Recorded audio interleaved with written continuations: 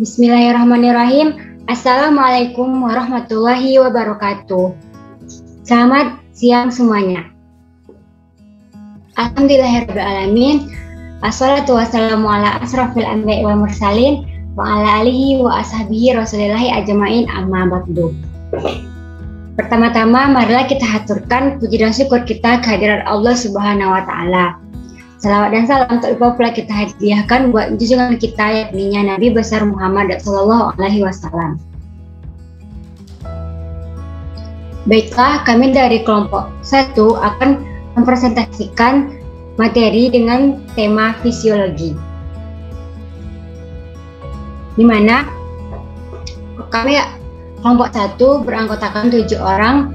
Yang pertama ada Aidil Dewarman sebagai presentator pertama, Kimi Oki Putri Damanik sebagai presentator kedua, saya Jemi Jyoti Hidayah sebagai moderator sekaligus presentator ketiga, Jun Christopher Manasih Sinaga sebagai presentator keempat, Kristen Adi Wicaksono sebagai presentator kelima, Raja Eriansa sebagai presentator keenam, dan Satya Harina Firdaus sebagai presentator ketujuh.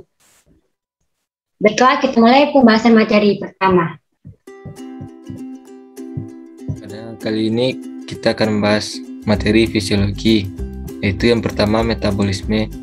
Dalam metabolisme kita akan mempelajari materi yang pertama itu tujuan metabolisme, fungsi metabolisme, pembagian metabolisme, dan proses metabolisme. Dan yang kedua itu autotrof. Pada autotrof kita akan membahas autotrof dan chemoautotrof. Dan yang materi ketiga heterotrof, kita akan membahas herbivora, omnivora, dan karnivora. Dan keempat itu fotosintesis, kita akan membahas proses fotosintesis, struktur kloroplas. Yang kelima respirasi, kita akan bahas proses respirasi dan jenis-jenis respirasi. Pertama itu metabolisme. Metabolisme adalah perubahan semua reaksi kimia yang terjadi dalam organisme termasuk pada tingkatan sel. Metabolisme itu sendiri berasal dari bahasa Yunani yaitu metabolismos yang berarti perubahan. Metabolisme merupakan salah satu ciri makhluk hidup. Pada manusia, metabolisme akan mencerna makanan untuk kemudian diolah menjadi energi. Adapun tujuan metabolisme ialah yang pertama, konversi makanan menjadi energi berupa asam amino, asam lemak, dan glukosa. Yang kedua, konversi makanan menjadi bahan penyusun protein, lipid, asam nukleat, dan beberapa karbohidrat. Dan yang terakhir ialah pembuangan limbah nitrogen, atau dikenal juga dengan sebutan nitrogenous substances, berupa amonia, urea, dan kreatinina. Yang kedua, kita akan membahas tentang fungsi metabolisme. Yang pertama, mengganti sel atau jaringan yang rusak dengan bantuan protein. Yang kedua, respirasi dan pertumbuhan jaringan pada tubuh, berupa oksidasi senyawa berenergi tinggi atau SET sebagai unit penyimpanan energi kimia organisme hidup. Yang ketiga, menghasilkan energi, yang mana kandungan protein pada makanan dan minuman diubah menjadi asam amino, kandungan lemak pada makanan dan minuman diubah menjadi asam lemak, dan kandungan karbohidrat pada makanan akan diubah menjadi glukosa. Baiklah, sekarang kita masuk ke pembagian metabolisme. Metabolisme itu terbagi menjadi dua, yaitu ada anabolisme dan katabolisme. Anabolisme dapat terjadi pada proses fotosintesis dan kemosintesis. Anabolisme merupakan suatu proses pembentukan atau penyusunan atau sintesis senyawa organik sederhana menjadi senyawa makromolekul atau senyawa kompleks. Jadi pada dasarnya proses anabolisme merupakan kebalikan dari katabolisme, yaitu pada bagian keduanya. Katabolisme ialah proses yang menyebabkan reaksi kimia itu menguraikan senyawa kompleks menjadi senyawa sederhana, sebagaimana kebalikan dari anabolisme. Metabolisme karbohidrat, yaitu penguraian sintesis dan perubahan bentuk karbohidrat dalam tubuh organisme, yakni perubahan glukosa menjadi monosakarida. Karbohidrat itu terbagi menjadi 3, yaitu ada polisakarida, disakarida, dan monosakarida. Yang kedua ada metabolisme protein, yaitu proses kimia dan fisik yang mencakup perubahan protein menjadi asam amino dan penguraian asam amino menjadi protein. Yaitu pada proses metabolisme protein ini terjadi 2 proses metabolisme, yaitu ada anabolisme dan katabolisme. Yang ketiga yaitu metabolisme lemak, di mana asam lemak akan dicerna untuk menghasilkan energi atau disimpan dalam tubuh sebagai cadangan energi. Biasanya proses metabolisme lemak ini terjadi di tubuh seperti di usus dengan dibantu dengan enzim lipase, di mana enzim lipase ini adalah enzim yang mengeluarkan lemak. Selanjutnya itu autotrof dan heterotrof. Autotrof adalah organisme yang mampu menghasilkan makanannya sendiri, sedangkan heterotrof adalah organisme yang tidak dapat membuat makanannya sendiri, sehingga dalam memperoleh energinya dari makanan organisme lain. Autotrof dibagi menjadi 2 jenis. Pertama ada fotoautotrof dan kemoautotrof. Fotoautotrof yaitu organisme yang dapat menggunakan sumber energi cahaya untuk mengubah bahan anorganik menjadi bahan organik. Contohnya yaitu tumbuhan hijau, bakteri ungu, dan bakteri hijau. Kedua, kemoautotrof. Kemoautotrof yaitu organisme yang dapat memanfaatkan energi dan reaksi kimia untuk membuat makanan sendiri dari bahan organik. Heterotrof dapat dibagi berdasarkan jenisnya, yaitu ada herbivora, karnivora, dan omnivora. Herbivora merupakan jenis hewan pemakan tumbuh-tumbuhan seperti sapi dan kambing. Kebanyakan dari organisme herbivora ini dapat memakan berbagai bagian dari tumbuhan, misalnya daun, bunga, akar, batang, dan sebagainya. Pada umumnya, hewan jenis herbivora ini memakan makanan bersama-sama di daerah seperti hutan maupun padang rumput. Yang kedua ada karnivora. Karnivora merupakan jenis hewan pemakan daging seperti harimau dan singa. Kemudian ada omnivora.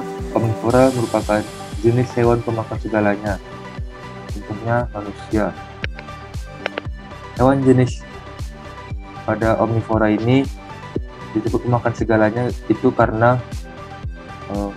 dia dapat memakan tumbuhan dan hewan sekaligus. Biasanya omnivora ini mempunyai gigi yang tajam yang digunakan untuk mengunyah atau memotong makanannya. Selanjutnya ada fotosintesis.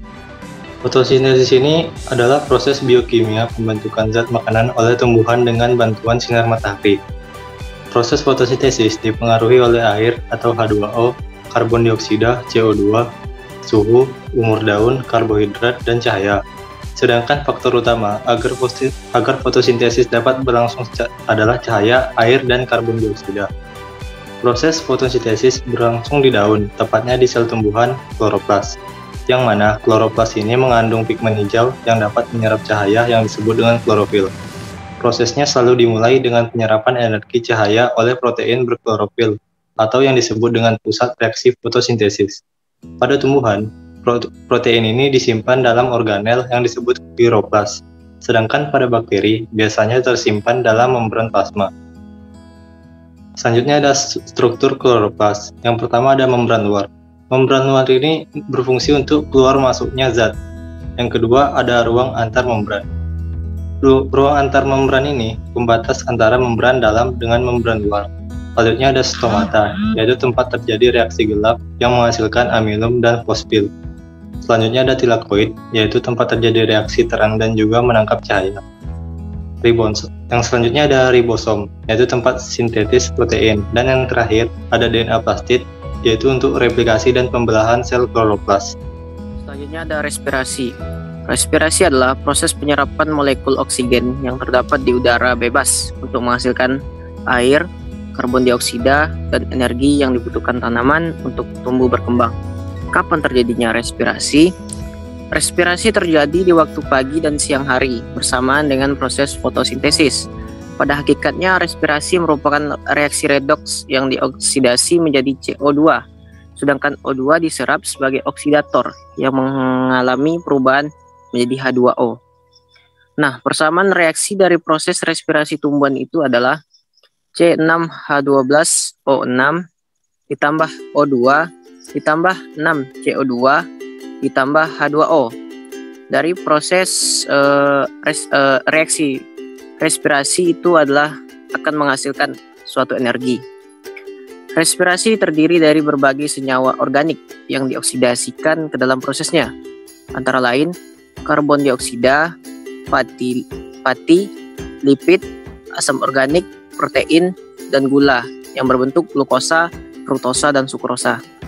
Bagian tumbuhan yang aktif dalam melakukan proses respirasi adalah kuncup bunga, tunas, biji yang mulai tumbuh atau muncul akar, ujung batang, dan ujung akar. Selanjutnya, bagaimana proses terjadinya respirasi?